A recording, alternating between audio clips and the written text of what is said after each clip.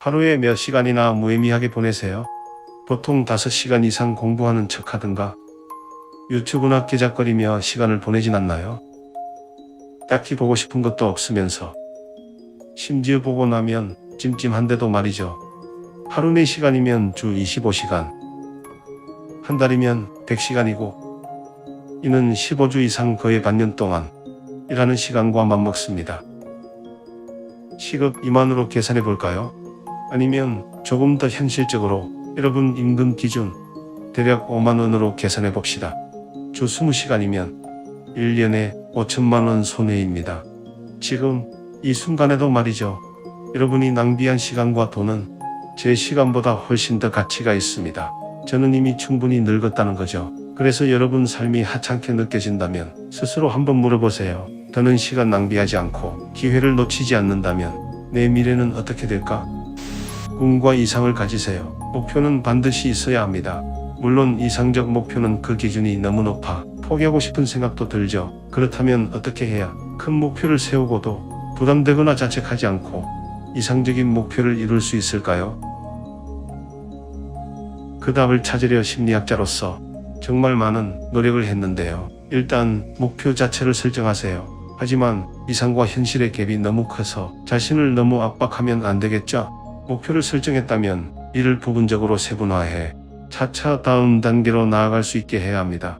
이 방법은 정말 유용해서 성공에 대한 조언이라기보다 성공 노하우라고 하고 싶네요. 즉, 이상적인 큰 목표를 잡고 단계별로 난이도를 충분히 높게 설정해 과거의 자신이 다음 단계로 진입할 수 있게끔 밀어넣어야 한다는 거죠. 이렇게 하면 성공 가능성을 최대한 스스로 끌어올릴 수 있거든요. 그리고 스케줄 짜는 법을 배우세요. 하지만 많은 사람들이 일정을 너무 타이트하게 짜다 보니 힘들어합니다. 하기 싫은 일을 하나 적고 하기 싫은 일을 또 하나 더 적는데요. 처음엔 여차여차 스케줄 따라 움직이다가 작심삼일 금세 포기하고 말죠. 내가 해야 할 일이 아니란 뜻입니다. 스케줄은 자신을 잘 보살피도록 하루를 디자인하는 거예요. 예를 들어 아침 기상과 함께 몇 가지 할 일을 확인할 수 있습니다. 그 일을 하지 않았을 때 내 인생에 피해가 생기면 안 되잖아요. 세금을 낸다거나 쓰레기를 버릴 수도 있고 간단하지만 하지 않으면 현재 상황보다 더 나빠지는 것들 말이에요. 그래서 스케줄을 짜는 겁니다. 오늘 하지 않으면 내일 더 바쁘고 이게 쌓이다 보면 사건, 사고가 터지니깐요. 계획을 세울 때 자신을 철부지 초딩이라고 생각해보세요. 즉, 숙제를 잘했을 때 보상을 주는 것처럼 의무와 보상이 적절하게 균형을 이룬다면 동기가 부여되고 의지가 불타며 몇 날 며칠 꾸준히 실행할 힘까지 생기게 됩니다. 그리고 자기 자신에게 좋은 상사가 돼줘야 합니다. 그렇지 않고 마치 폭군이라도 된 것 마냥 너무 엄격한 잣대로 자신을 학대하게 되면 반감만 커지기 마련이거든요.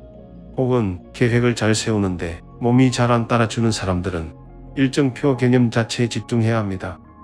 사람들 눈을 지나치게 신경 쓴다든가 어떤 도덕적 의무감에 찌든 상태일 수 있어요. 또는 폭군 같은 자기 자신과 노예 계약을 한 걸 수도 있고요. 자신을 올바로 대해주세요.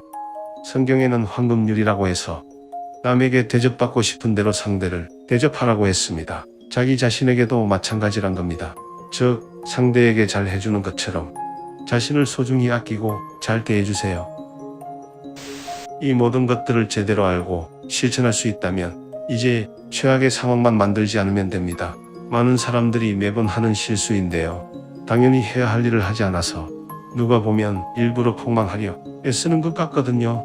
고약하고 다혈질에 오만하며 허세로 가득한 심보를 버리란 겁니다. 이렇게만 해도 현재 상황이 얼마나 나아지는지 몰라요. 사람은 늘 내면의 소리와 타인의 판단에 끼어 갈등을 합니다. 즉, 주변 시선을 너무 많이 신경 쓰느라 실패와 고통이 계속될 수밖에 없어요. 결국 자신이 뭘 하고 싶은지 책임감 있는 선택과 집중을 못한다는 겁니다. 자신에게 한번 물어보세요. 내 양심에 부끄럽지 않게 산다면 5년, 10년 뒤엔 어떤 모습일까?